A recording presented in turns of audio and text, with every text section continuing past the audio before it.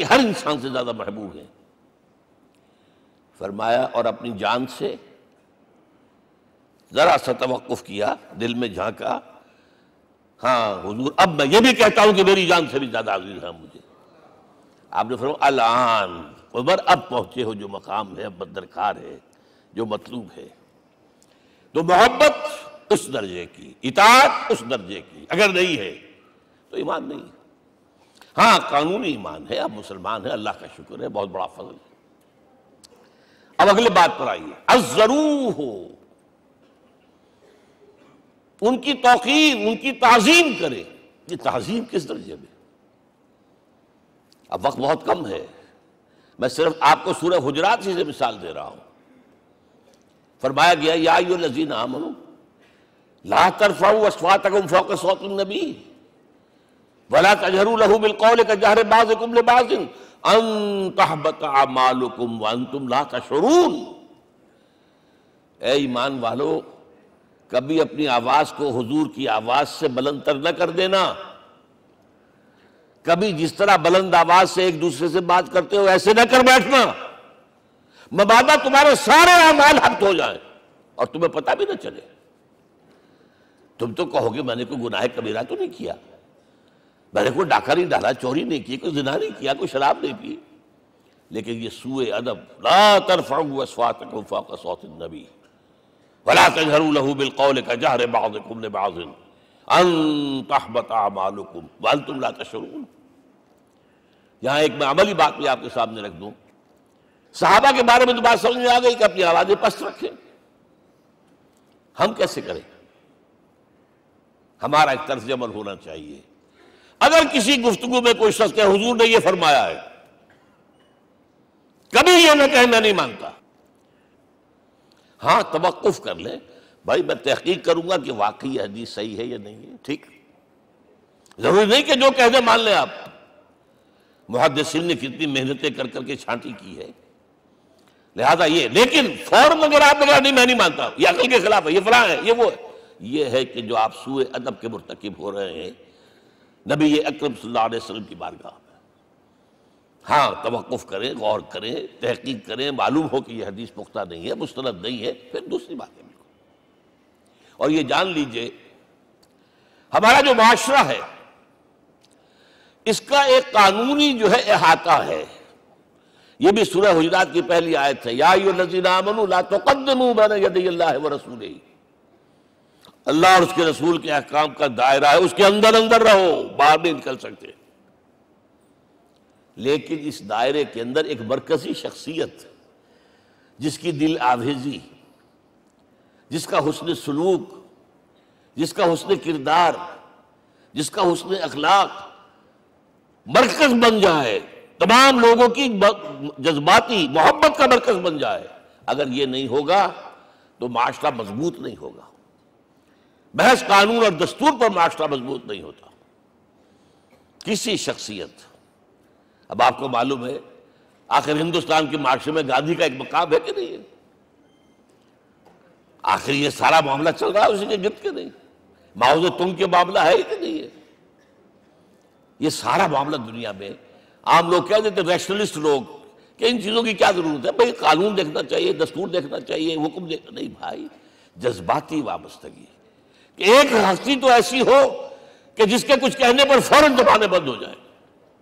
اور اس کا نقشہ میں سعودی عرب میں دیکھتا ہوں، اگر وہاں کے دو بدو لڑ رہے ہوں صف اور ایک دوسرے کو کھانے کو دوڑ رہے ہوں، کوئی شخص کہتے صلی علی النبی، فوراً خاموش، معلوم ہوتا ہے آگ کے اوپر کسی نے پانی ڈال دیا، خاموش، صلی علی النبی، صرف یہ کہہ رہے۔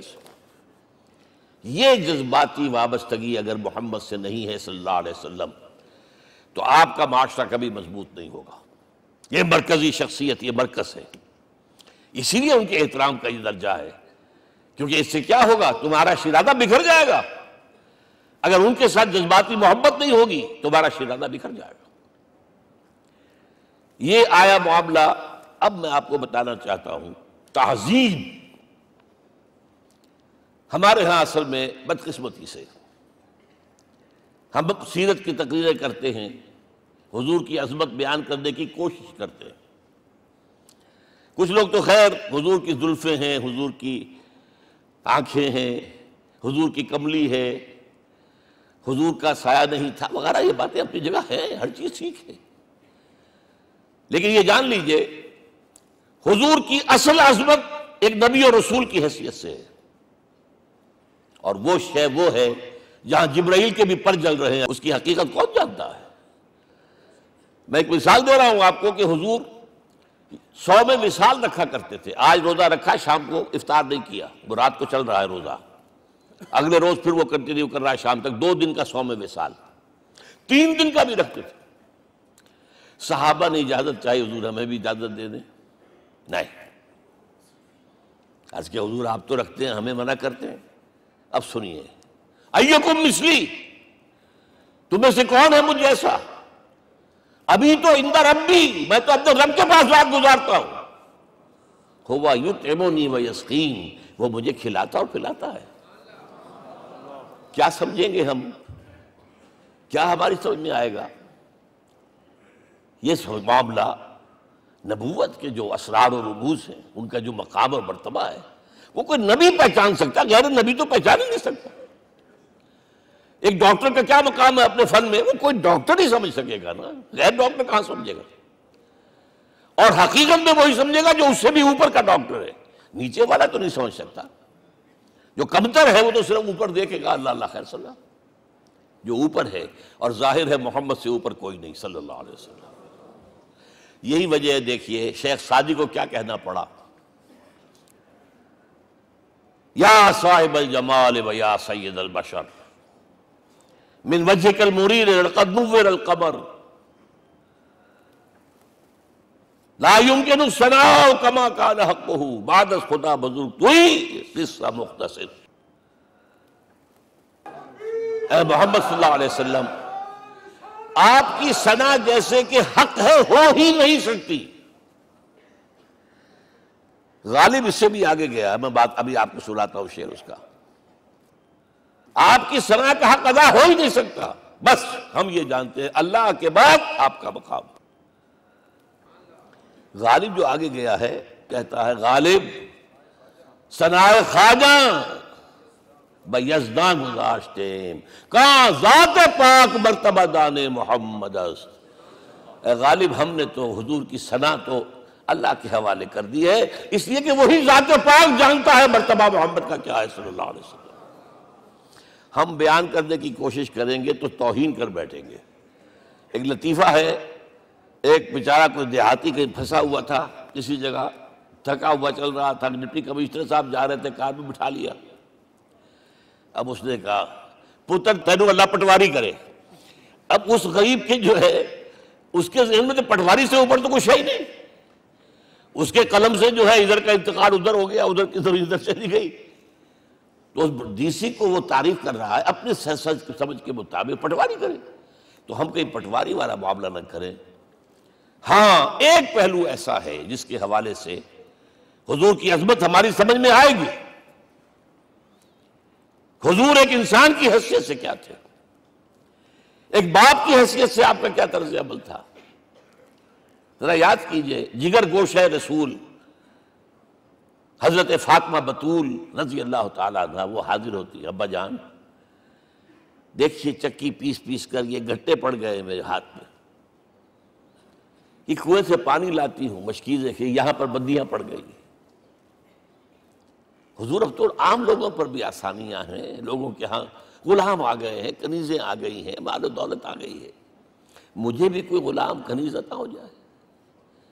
اور آپ کو معلوم ہے یہ لخت جگر نور چشم محمد کی سب سے پیاری بیٹی صلی اللہ علیہ وسلم، کوئی شک نہیں اس میں، فاطمہ، کیا بیتی ہوگی حضور کے قلب پر۔ لیکن فرمایا کیا بیٹی، یہ دنیا کی چیزیں ہمارے لیے نہیں ہیں، میں تمہیں اس سے بہتر شے دیتا ہوں، تسبیح فاطمہ، ہر نماز کے بعد 33 مرتبہ سبحان اللہ، 33 مرتبہ الحمدللہ، 33 مرتبہ اللہ اکبر کہہ لیا کرو۔ لیکن سوچ لیجئے دل پر کیا گزری ہوگی صلی اللہ علیہ وسلم۔ حضرت عائشہ سے پوچھئے، حضرت خدیجہ سے پوچھئے، حضور کیسے شوہر تھے، آپ سے زیادہ خواتین کے حق میں نرم، گھر کے کام کا جھاڑو دے رہے ہیں، کپڑے جو ہیں بوسیدہ انہیں سی رہے، گھر میں بیٹھے ہوئے یہ کام کرتے تھے۔ بہرحال ایک بات میں آپ سے عرض کروں، آپ انسان کی جس حیثیت کا بھی ذہن میں تصور کریں گے وہ ساری حیثیتیں محمد میں موجود ہیں صلی اللہ علیہ وسلم۔ محمد حاکم کی حیثیت سے بھی ہیں، محمد سبع سالار کی حیثیت سے بھی ہیں، محمد قاضی القضات بھی ہیں، محمد ہیڈ آف دی اسٹیٹ بھی ہیں، محمد بیویوں والے بھی ہیں، اولاد والے بھی ہیں، محمد 5 وقتہ امام بھی ہیں، جمعے کے خطیب بھی ہیں، مدرس قرآن بھی ہیں، مربی بھی ہیں، مزکی بھی ہیں، اور ہر میدان میں بلند ترین مقام۔ کوئی ایسی جامع شخصیت ملے گی؟ ہمارے ہاں تو حال یہ ہے کہ جو خطیب صاحب ہوتے ہیں وہ 5 وقتہ نماز کیسے پڑھا سکتے ہیں؟ ان کا تو اونچا مقام ہے۔